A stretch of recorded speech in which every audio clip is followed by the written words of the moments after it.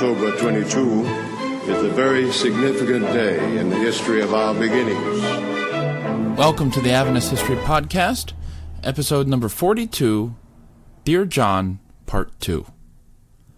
Last time, we acquainted ourselves with John Harvey Kellogg, the brilliant medical entrepreneur of the Seventh-day Adventist Church. At age 24, Kellogg took over the church's tiny little clinic and transformed it into one of the premier medical institutions in the world, the Battle Creek Sanitarium. Of course, Kellogg also became the church's prima donna along the way. He tended to believe his work was the most important work the church was doing. He increasingly wanted more money, more priority, more attention, more prestige. And Kellogg's magnetic personality enabled him to blur lines, making it difficult for people to know exactly where he stood on an issue. He was a magnificent dissembler, always able to explain away his more controversial statements. People, Adventists and non-Adventists alike, loved John Harvey Kellogg because he was, unlike many Christians, known more by what he was for than by what he was against. He had that Oprah quality of being interested in the well-being of everyone and not just his tribe. Kellogg couldn't help but make church leaders look stuffy and reactionary whenever he stood next to them. And after the Battle Creek Sanitarium burned down, Kellogg decided to write what he knew was going to be a best-selling book to help raise money for his new sanitarium. And that's where we're going to pick the story back up. Kellogg wrote his book, The Living Temple, at a time when the church was anxious to get along with him. And by this I mean that the church had a vested interest in seeing Kellogg's book succeed. Ellen White closed the door on Kellogg when it came to fundraising among Adventists, and this hurt Kellogg deeply. But the book was seen as a way for everyone to win. The sanitarium would get its money, the church's health message would get out. And more than all of that, it was a way for the church and the Kellogg to rebuild their relationship by working together. And General Conference President Arthur Daniels wanted it to work out very badly. Daniels had been the strong leader the church needed to stand up to Kellogg, and things were still a little tense. But if war broke out with Kellogg again, Daniels didn't want to be the cause of it, so he would have to tread very carefully. The problem was that Daniels was also a little wary of some of Kellogg's controversial ideas about God.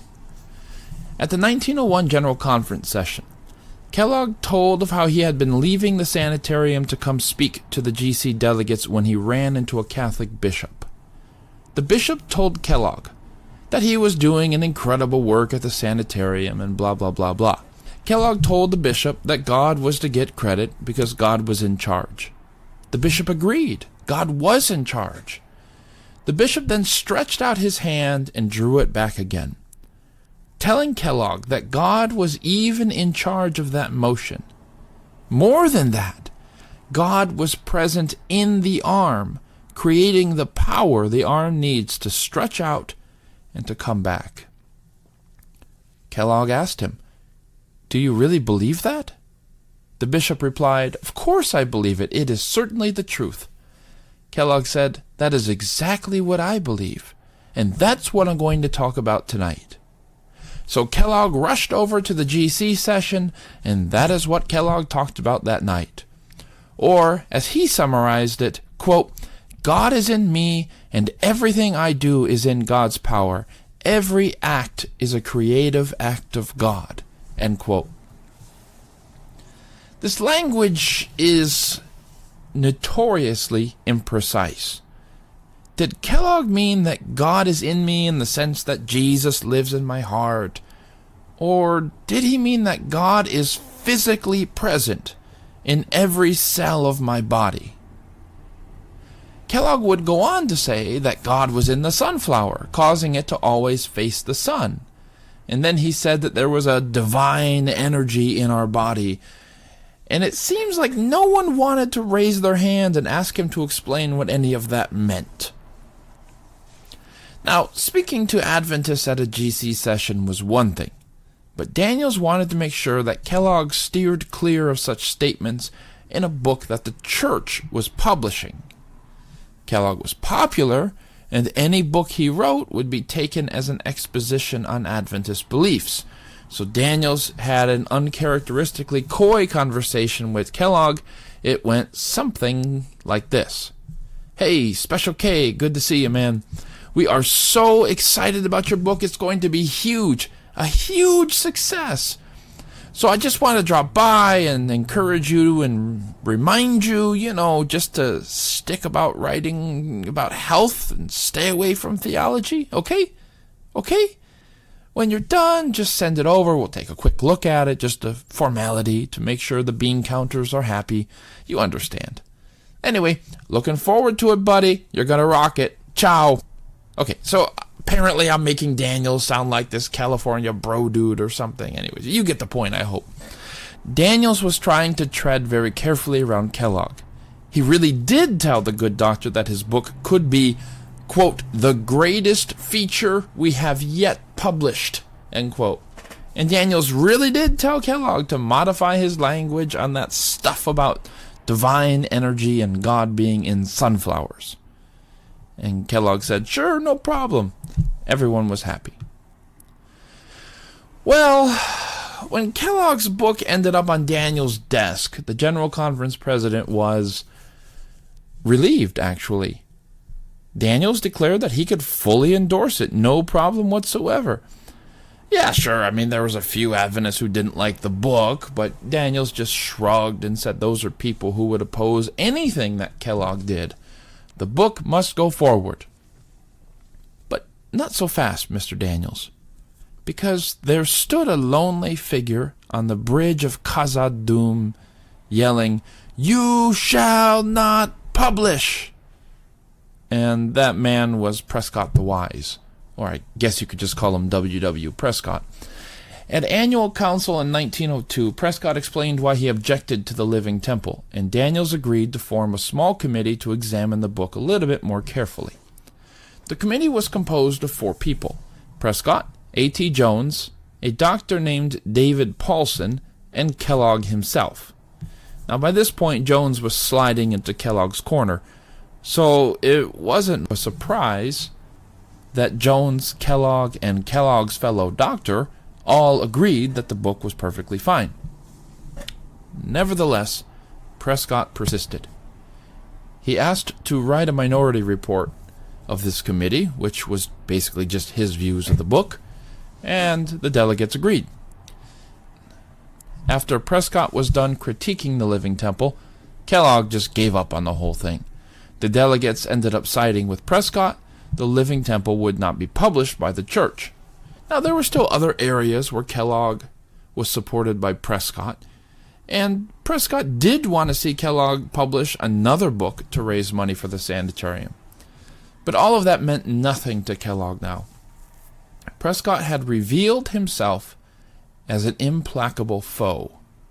So Kellogg went home and updated his enemies list. At the top were 3 names: Daniels, Prescott, and Willie White. There was no going back now. Of course, Kellogg hadn't really given up publishing The Living Temple. He had only given up on getting the church to publish it, so he's going to publish it himself. That's right. Kellogg had started his own outfit called Good Health Publishing Company.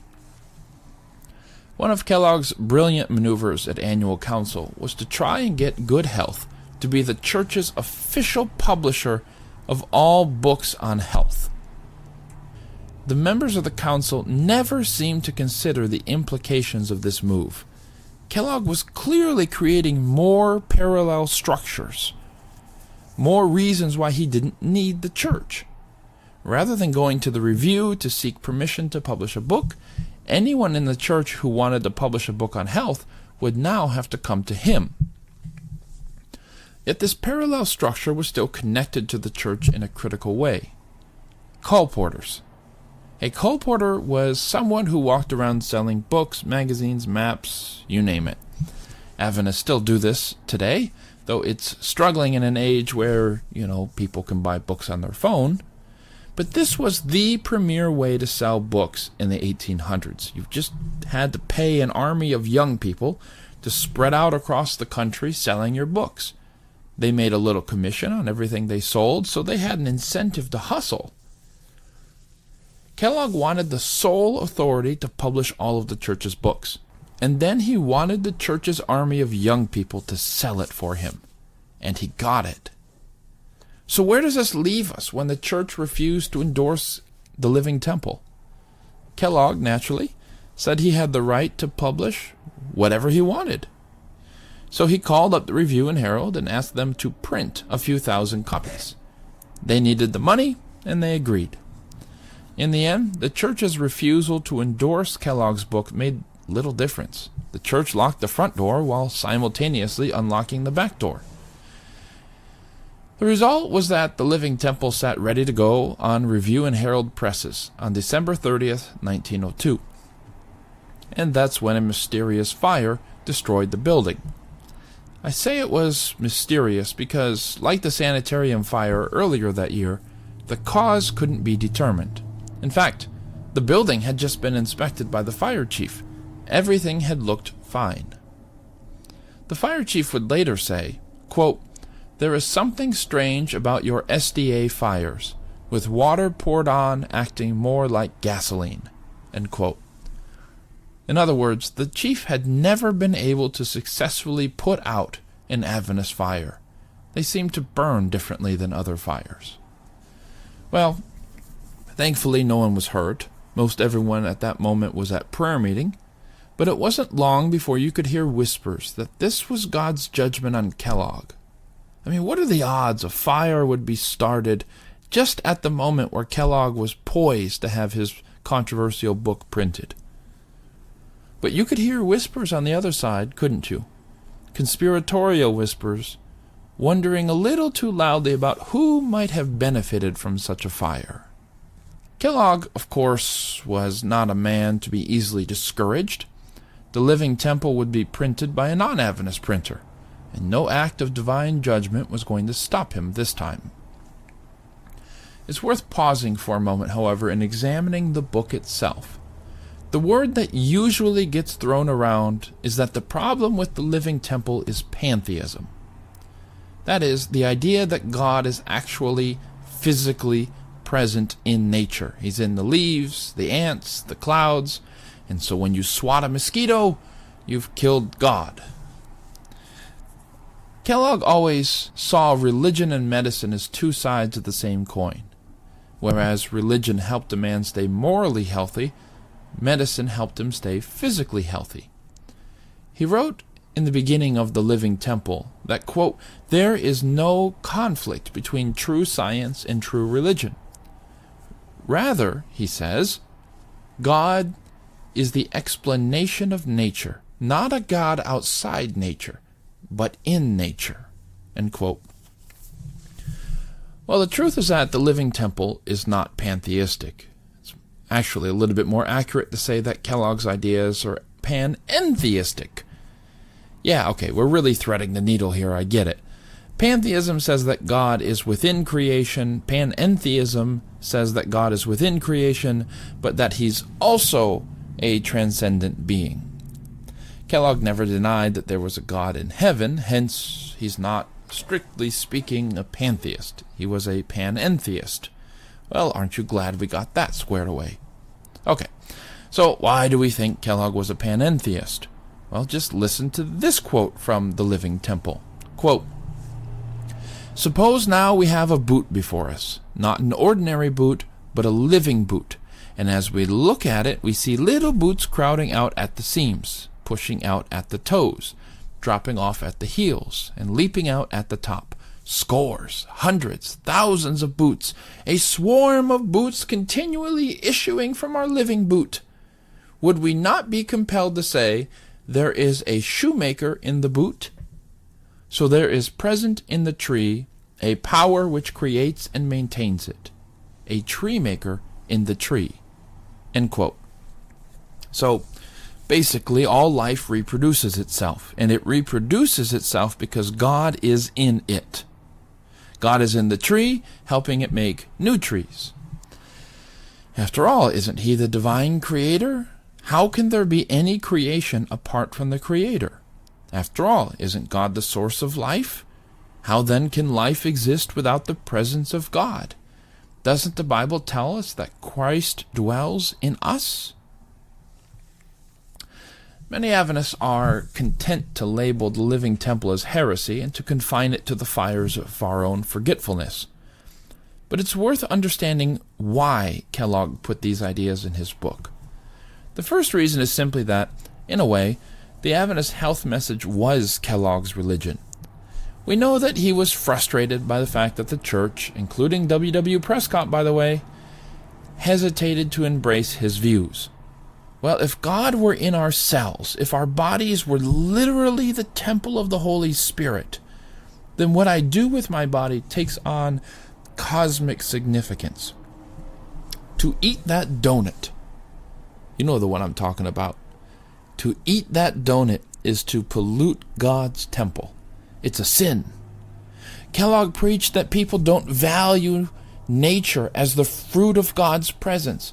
If they did, then they wouldn't carelessly slaughter animals because God is in the animals. Doesn't Genesis say that the animals as well as humans have the breath of God in them? So, panentheism helped Kellogg impress upon people the importance of practicing his health principles. It took on a new urgency, a new priority when you realize God is in creation. The second reason for Kellogg's panentheism was that it was his argument against evolution. Kellogg, because of his medical training, was forced to grapple with the serious challenge of evolution far earlier than other Adventists. In 1882, he confessed that he was perplexed with how to reconcile evolution in the Bible. He keenly felt Darwin's challenge, and he wrestled with it largely on his own. Clearly, life was changing and growing all of the time. That couldn't be denied. Panentheism was Kellogg's way to break free from Darwin's pole. It was God that makes life grow and change, not the blind, mechanistic forces of evolution. Panentheism was Kellogg's answer to the question of why life lives. When Daniels told Kellogg to lay off religion in the living temple, it shows how little Daniels, and by extension the entire church, understood Kellogg. To Kellogg, the spiritual and the physical were inseparably intertwined. Kellogg thought he could find natural explanations for faith. And in this way, Kellogg's science became the lens through which he interpreted the Bible.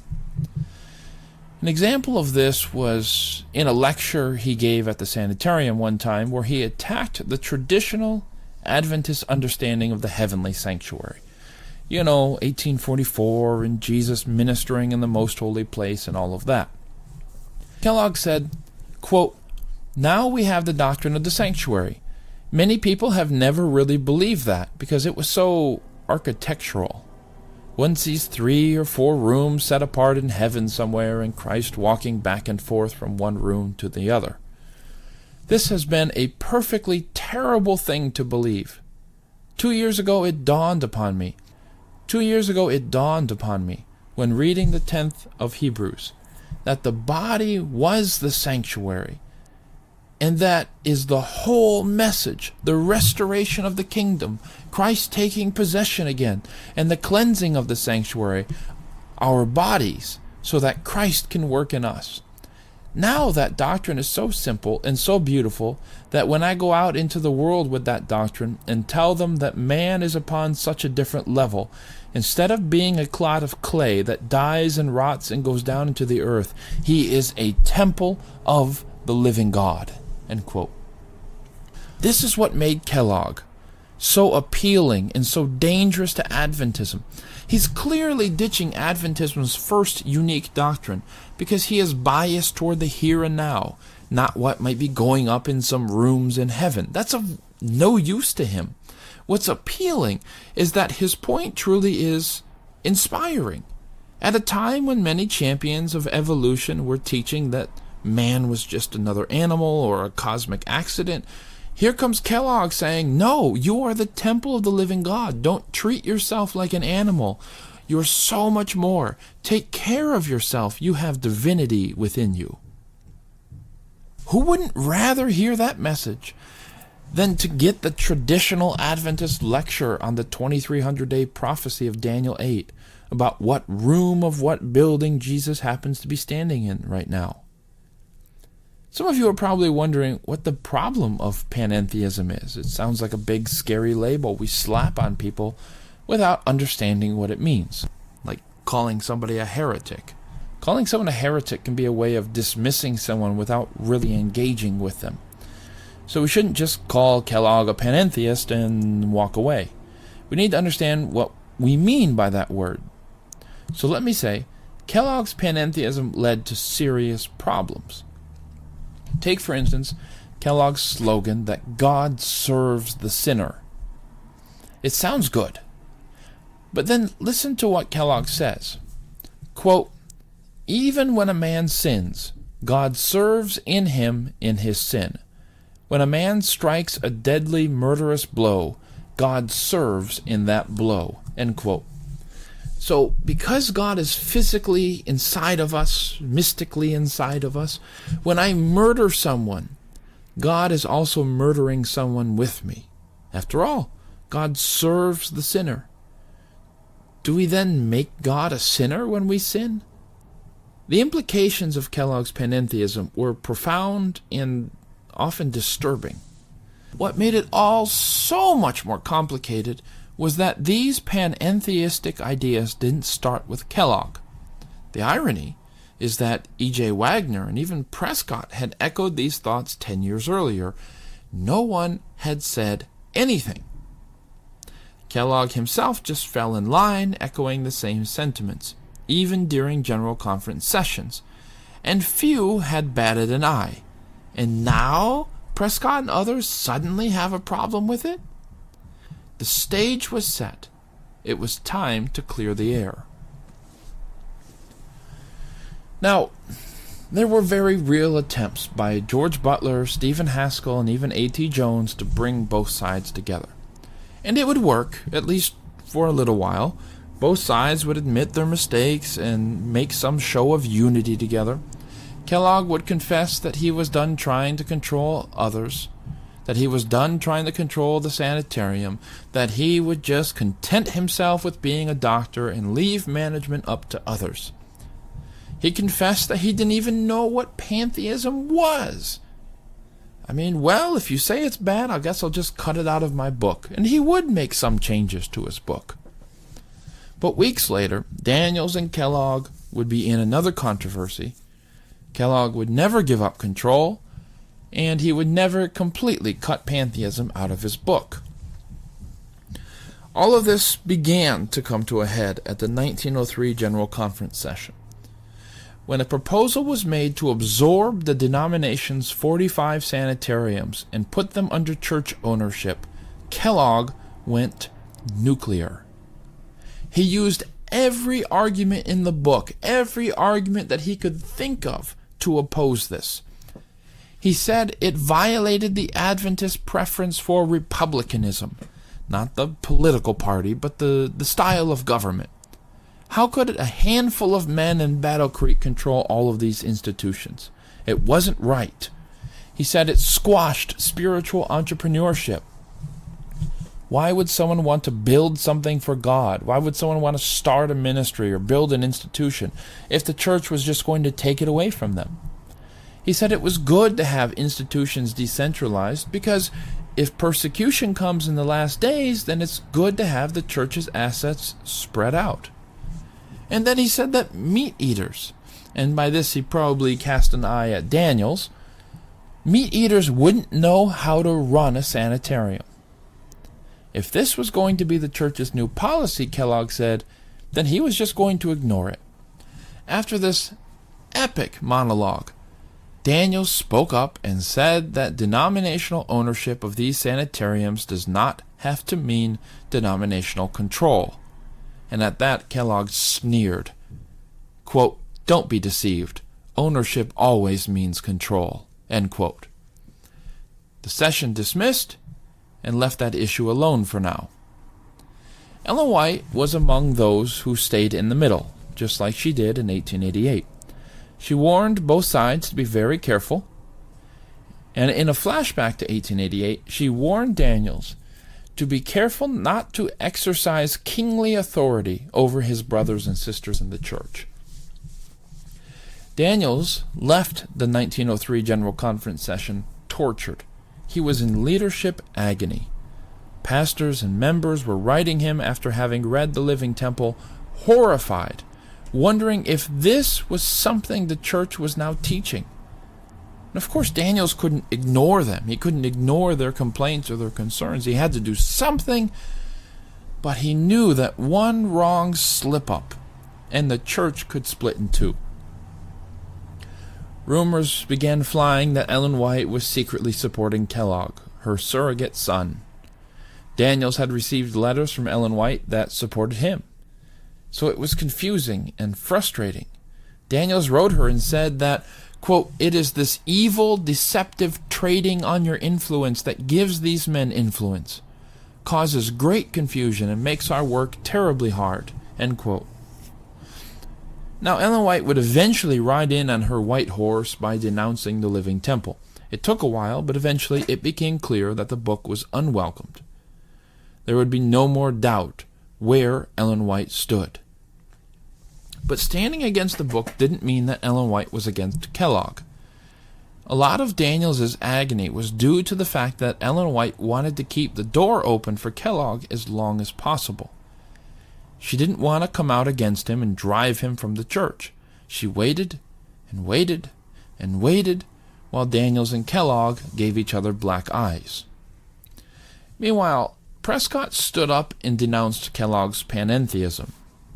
Kellogg stormed out, but Kellogg's followers, including A.T. Jones, always ready for a good argument, verbally bludgeoned Prescott. Some in the church began to wonder if the problem wasn't pantheism or the Living Temple, but Daniels, Prescott, and Kellogg. Maybe if we just got rid of those stubborn old mules, maybe all of this would go away. Daniels truly could be just as stubborn as Kellogg. Daniels effectively fired people in the General Conference who sided too much with Kellogg. When Kellogg whined that Daniels just wanted control over everything, it was a bit like the pot calling the kettle black. Both men were dominators. Both wanted their way. Both were formidable, intimidating men. But I forgive Daniels a little bit because of the position he was placed in. Aside from men like Prescott and a few others, he had the impossible job of fixing all of this. And when fellow General Conference officers, people whose job it was to help him lead the church, when those people were defending Kellogg, Daniels understandably felt angry and betrayed. Now, a lesser man would have just given up and quit. I don't have time for this. But Daniels held on. He made mistakes. He definitely had a bit of the tyrant in him, to be sure. But few of us could possibly appreciate the pressure that man felt. In the end, Daniels' steadfast course paid off. He helped the church get out of debt, and the only way to do that was to stand up to Kellogg. In this way, he helped secure the good future of the Seventh-day Adventist Church. And aside from losing Kellogg and a few others, no permanent damage was done. In 1907, the Battle Creek Church voted, finally, to disfellowship John Harvey Kellogg, mostly on the grounds that he hadn't come to church in years or paid tithe. Kellogg had been expecting this move, and at first he just shrugged.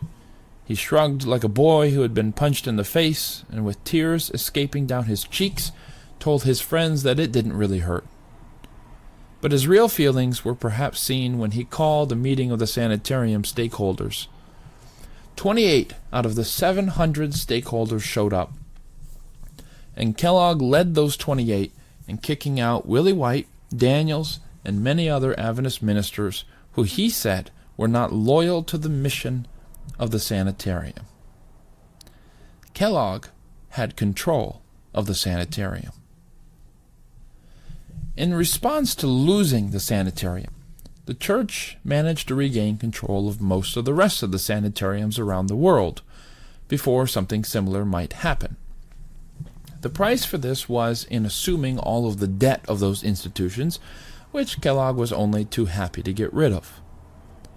More importantly, the church now needed a new medical hub for the work, and for that they selected a place in Southern California, far, far away from Battle Creek. A place they bought called the Mound City Hotel. Now, this hotel was built to be a posh tourist resort. It had heated rooms and this new luxury called electricity. But over the years, the hotel had busted. How many tourists would want to go to Southern California? What a silly business plan. So this hotel was purchased for a fraction of what it had cost to build. And thus, the Loma Linda Medical School was born. Kellogg scoffed. He said, "The future of the Loma Linda Medical School is absolutely hopeless." But Loma Linda would thrive, while the Good Doctor's Sanitarium in Battle Creek would slowly die over the next few decades. The Loma Linda area would eventually be recognized as one of Dan Buettner's blue zones, areas in the world where people lived healthier, happier, and longer than most everyone else. And while it would never achieve the kind of celebrity that Kellogg was able to command, it wasn't the poorer for it. And I should add that eventually Kellogg came around and celebrated Loma Linda, but that would take a little while. What are we to make of all this mess? What does the Kellogg affair mean for the history of the Seventh-day Adventist Church? We could do a whole nother episode of this podcast just examining the implications of this event, but let's not do that. We can definitely use the Kellogg affair as a convenient turning point in Adventist history. It was the end of an era. It was the end of several prominent Adventists, not just Kellogg, but E.J. Wagner and A.T. Jones, who both left the church around this time. Wagner, for his part, had divorced his wife, saying that he was commanded to love whatever woman God tells him to love. And apparently that was not his wife. He began flirting with another woman. Ellen White wrote him a letter pleading with him to, quote, "stop for Christ's sake," end quote. Thus, the Kellogg affair was the breaking point for Jones and Wagner, who for some time had been drifting. These men were once considered the rising stars, the new blood in the church. Well, with these stars darkened, others would have to take their place. And the new stars who would take their place would come to define the modern Seventh-day Adventist Church. So in the scheme of things, the Kellogg crisis ends up being a turning point in Adventist history, a nice transition period between the early church and the modern church.